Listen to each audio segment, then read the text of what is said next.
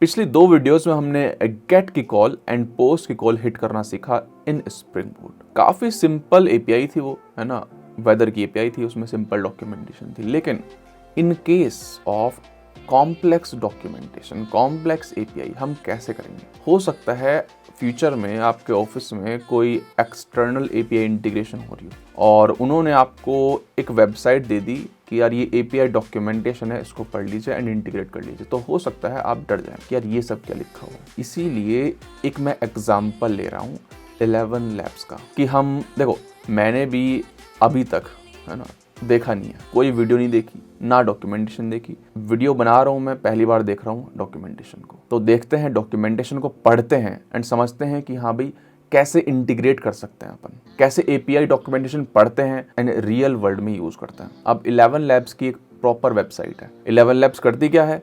11 Labs क्या है? Text to speech conversion website है। आप वहाँ पर कुछ लिख देंगे, है ना, बटन प्रेस करेंगे, वो जो सारा टेक्स्ट है वो वॉइस में कन्वर्ट हो जाएगा। तो आप ये सोच सकते हो कि यार जब इनकी वेबसाइट है, सुंदर प्यारी सी वेबसाइट है कि यहाँ पर लिखना है अपने हाथों से, बटन दबा के डाउनलोड कर लेना है, तो एपीआई क्यों पढ़ने जा रहे हैं? देखिए, एपीआई का इस्तेमाल होता है चीज़ों को ऑटोमेट करने में। अगर मान लीजिए जैसे मैं बोल रहा हूँ, ठीक है, ये वीडियो आ गई है आपके पास, ठीक है, मैंने पब्लिश कर दिया, कोई दिक्कत नहीं है, अच्छा एडिट कर दिया, अच्छी खासी बढ़िया। मेरे को अब क्या करना है? मेरे को डबिंग करनी है। क्या तरीका है? सबसे पहले काम क्या है? वीडियो का MP4 होगा, उस MP4 को मैं MP3 में कन्वर्ट कर लेता हूँ, चलो छोटा साइज हो जाएगा। दूसरा स्टेप क्या है? उस MP3 को मैं पहले चैट जीपीटी को भेजूंगा, है ना, और उससे कन्वर्ट करवाऊंगा इनटू टेक्स्ट। सही बात है, इनटू टेक्स्ट कन्वर्ट करवाऊंगा। अच्छा, जब वो टेक्स्ट में कन्वर्ट हो जाएगा, जो मैं हिंदी बोल रहा हूँ वो इंग्लिश में कन्वर्ट करेगा। अब जब वो इंग्लिश में कन्वर्ट हो गया है टेक्स्ट, फिर मैं उसको कॉपी करूंगा और मैन्युअली उसका 11 लैब्स की वेबसाइट खोलूंगा एंड पेस्ट करूंगा एंड जनरेट पर क्लिक करूंगा। ठीक है, फिर जब वो जनरेटेड ऑडियो आ जाएगी तो मैं अपने एडिटर को भेजूंगा, भाई लो और डबिंग कर दो। ये काम है। मैनुअल वर्क बहुत ज्यादा है ना, बल्कि एक बंदा और हायर करना पड़ सकता है इस काम के लिए, लेकिन ये सब काम जो है वो ऑटोमेट किया जा सकता है। कैसे? पाइप ड्रीम एक टूल है, उसके हेल्प से। ठीक है, कई सारे ऐसे टूल्स होंगे, pipe dream is one of them. जैसे मान लीजिए हम एक ट्रिगर लगा सकते हैं पाइप ड्रीम में। पाइप ड्रीम क्या है? फ्लो चलते हैं, फ्लो 3-4 प्रोसेस का एक फ्लो बन जाता है। ठीक है, हम ट्रिगर लगा देते हैं 3-4। कैसे? जैसे ही एक बंदा, जैसे कि मैं वीडियो अपलोड करता हूँ, ट्रिगर चल जाएगा, पाइप ड्रीम का ट्रिगर चल जाएगा, वो डाउनलोड कर लेगा उसको। ठीक है, इस समय उसके पास सब क्लाउड पर हो रहा है। ठीक है, उसके पास MP4 है। ठीक है, पहला प्रोसेस चल गया है डाउनलोडिंग का, दूसरा प्रोसेस चल जाएगा। दूसरा प्रोसेस क्या है? वो जो MP4 है वो रिक्वेस्ट बॉडी में जाएगा टू चैट जीपीटी की एपीआईज। ठीक है, उस एपीआई का रिस्पॉन्स क्या होगा जो हम चाहते हैं? सिंपल सी बात है, क्या? इंग्लिश में सबटाइटल, है ना, इंग्लिश में टेक्स्ट। ठीक है, 2 काम हो गए। अब जब इंग्लिश का टेक्स्ट हमारे पास आ गया है तो थर्ड स्टेप हो सकता है कि 11 लैब्स की एपीआई को भेज दूं मैं। ठीक है, और भेज तो दूंगा, रिस्पॉन्स में क्या आएगा? रिस्पॉन्स में आएगा वॉइस ओवर इंग्लिश में। अब उस 11 लैब्स की जो एपीआई है उसको किस तरह से मैं मॉडिफाई करूं ताकि स्पीड वगैरह, वॉइस वगैरह मेरे अकॉर्डिंग आ जाए, जो मैंने सेट कर रखे हैं, जो मैं चाहता हूं बेसिकली कि हाँ इस बंदे की आवाज़ आनी चाहिए, इस स्पीड पे, फलाना ढिमकाना। ठीक है, ठीक है, 3 प्रोसेस हो गई हैं। अच्छा, जब 11 लैब्स के रिस्पॉन्स में एक MP3 आ जाएगी इंग्लिश के वॉइस ओवर की, तो मैं क्या करूँगा? 4th प्रोसेस होगा कि मैं मेल कर दूँ एडिटर को। तो देख रहे हो, कुछ नहीं किया मैंने जस्ट अपलोड करी है वीडियो हिंदी में एंड एडिटर के पास मेल चला गया है वॉइस ओवर का। तो इसीलिए हम APIs पढ़ रहे हैं, इसीलिए बहुत ज़्यादा इंपॉर्टेंट है APIs पढ़ना, चाहे, है ना, आप सॉफ्टवेयर डेवलपर हो या नहीं हो। सिंपल सी बात है।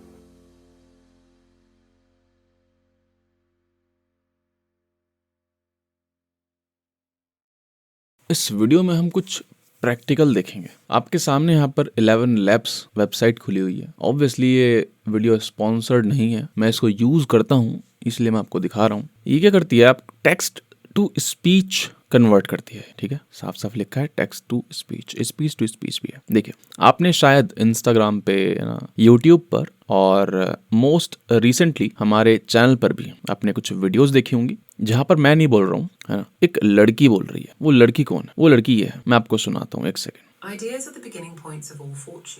आई होप आपको ये ऑडिबल होगा। है ना। अच्छा, यहाँ पर कई सारे स्पीकर्स हैं ना, कई सारे स्पीकर्स हैं, अलग अलग तरह के लैंग्वेज। चलिए अच्छी बात है। यहाँ पे मैंने लिखा है हेलो वर्ल्ड या फिर हेलो देयर, ठीक है। जनरेट करते हैं एंड ये जो टेक्स्ट है ये वॉइस में कन्वर्ट हो जाएगा। मैंने जनरेट किया, देखो, ठीक है। एंड यहाँ पर वो शो होने लगेगा, ठीक है। हेलो देयर आ गया। ये क्या है? ये मैनुअल वर्क है। आप देख सकते हैं यहाँ पे कि अगर यहाँ पे देखो, मान लेते हैं मेरा अकाउंट चल रहा है, ठीक है, एंड मेरे एडिटर को, है ना, कुछ चाहिए, AI वॉइस चाहिए, तो पहले मेरा एडिटर मेरे को टेक्स्ट देगा एंड मैं उसको कन्वर्ट करूंगा, देन यहाँ से MP3 डाउनलोड करके उसको सेंड करूंगा, या फिर तो मैं उसको यही एक्सेस दे दूंगा ना, यूजर नेम पासवर्ड ऐसे करके, है ना। लेकिन मैनुअल वर्क तो है ही कि भाई ये खोलना है, वेबसाइट खोल के, ठीक है, ये सब सिलेक्ट करके ये टेक्स्ट यहाँ पे लिखना है एंड देन जनरेट पे क्लिक करना है एंड देन यहाँ पर डाउनलोड करना है। अगर मैं भी करता हूँ तब भी मैनुअल वर्क है, सही बात है। तो देखो हम जाते हैं, आई गेस, हाँ ये API रेफरेंस में जाते हैं, ठीक है। यहाँ पर देखिए, ये देख रहे हो, टेक्स्ट टू स्पीच की API बनाई हुई है इन लोगों ने, यानी कि 11 लैब्स ने एंड पॉइंट एक्सपोज करे हुए हैं। फॉर एग्जाम्पल मान लीजिए जैसे हमने अभी स्प्रिंग बूट ऐप बनाई थी ना, ऐसा ही इनका एक प्रोजेक्ट होगा, एक जार होगी, है ना। इन्होंने किसी अपने सर्वर पे वो जार डाल रखी होगी, ठीक है। एंड जैसे हमारी कुछ APIs है, हमने पोस्टमैन में देखा था, ऐसे ही देखो इनकी API है V1 टेक्स्ट टू स्पीच, समझ रहे हो, है ना। इन्होंने दिया हुआ है, देखो कि ये है पाथ, है ना, API का नाम ये है। एंड फिर यहाँ क्या लिखा हुआ है बताइए, हमने पढ़ा है क्या? पाथ पैरामीटर है। ये क्या है? Path parameter. आपको याद होना चाहिए, हम यूजर नेम भेज रहे थे पहले यहाँ पे, है ना, अपनी APIs में। ये क्या है? Path parameter. लास्ट वीडियो मैंने बताया था, है ना, रिक्वेस्ट पैरामीटर के बारे में बताया था मैंने, आपको याद है? तो ये क्या है? Request parameter, as request parameter जाएगा ये, समझ रहे हैं।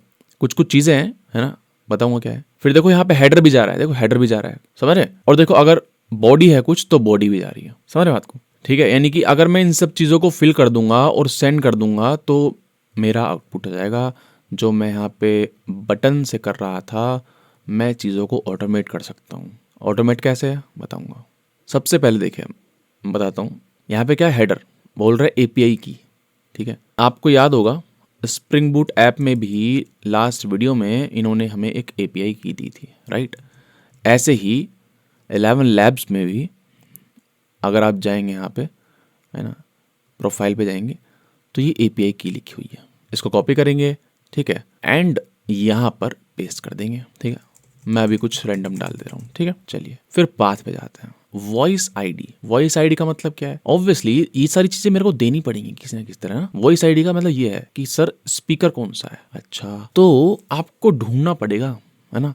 जब भी कोई आप API डॉक्यूमेंटेशन देखेंगे तो आपको चीजें ढूंढनी पड़ेंगी, है ना। मैंने भी ढूंढी। अब जब मैंने ढूंढी तो यहाँ पे लिखा हुआ आ रहा है गेट वॉइसेस, इस पे क्लिक करते हैं एंड देखो ये गेट की कॉल होगी, एक लिखा भी होगा गेट। जस्ट आपको सेंड पे क्लिक करना है ना, एंड आपको रेस्पॉन्स में देखो सारी वॉइसेस आ गई हैं जो स्पीकर हमें चाहिए। मान लेते ये है तो सर्च करते हैं, ठीक है। सर्च किया, वॉइस आईडी हमें मिल गई है, इसको कॉपी कर लेते हैं एंड यहाँ पर चिपका देते हैं। देखो ये क्या है? पाथ लिखा हुआ है, पाथ पैरामीटर, है ना।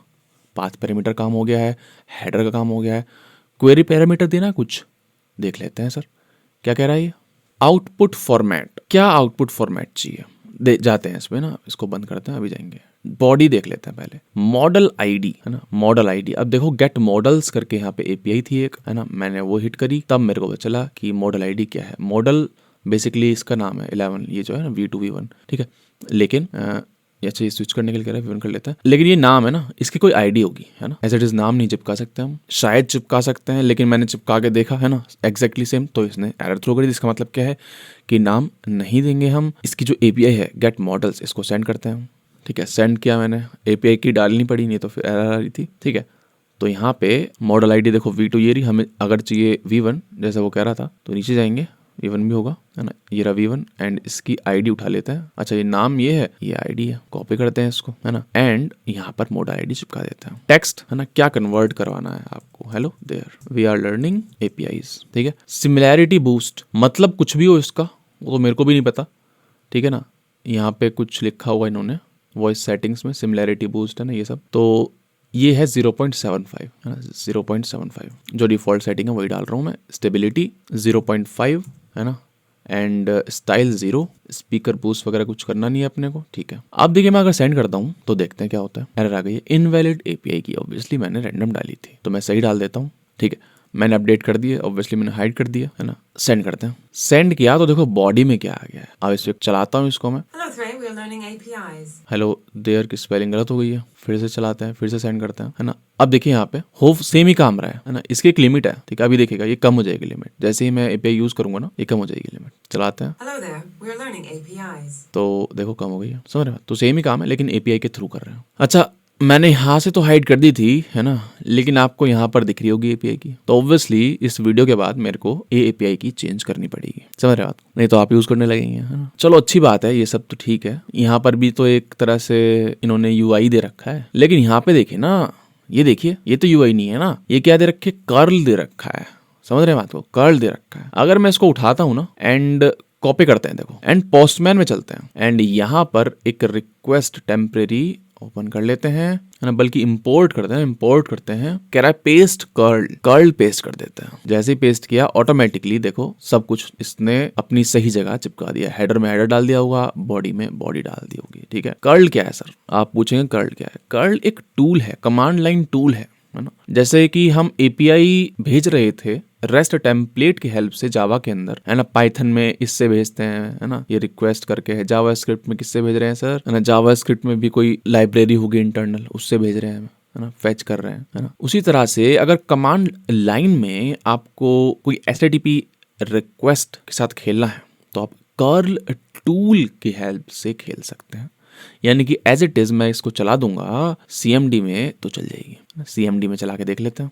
मैं ऑब्वियसली WSL यूज कर रहा हूँ, विंडोज सब सिस्टम फॉर लिनक्स, है ना, इसका टर्मिनल यूज कर रहा हूँ, क्योंकि विंडोज का जो टर्मिनल है उसका भगवान ही मालिक है ना। अब देखिए इसको सेंड करते हैं। सेंड किया, कह रहा है आउटपुट आया है एक, तो आपको बताना पड़ेगा कि आउटपुट कहाँ ले जाना है आपको, समझ रहे। कॉल तो हो गई है, अगर आप देखेंगे यहाँ पे तो शायद कम भी हो गए होंगे कैरेक्टर्स। अभी देखिए यहाँ पे क्या है, 31737 है। एपीआई कॉल जाएगी एक, तो यहाँ पे देखो कम हो गए हैं, समझ रहे बात को। लेकिन ये कह रहा है कि सर कॉल तो हो गई है लेकिन इसका आउटपुट कहाँ डालें, है ना। तो आपको यूज करना पड़ेगा, बताता हूँ, यहाँ पे कर्ल -o फॉर आउटपुट, है ना, एंड temp.mp3 मान लेते हैं, ठीक है।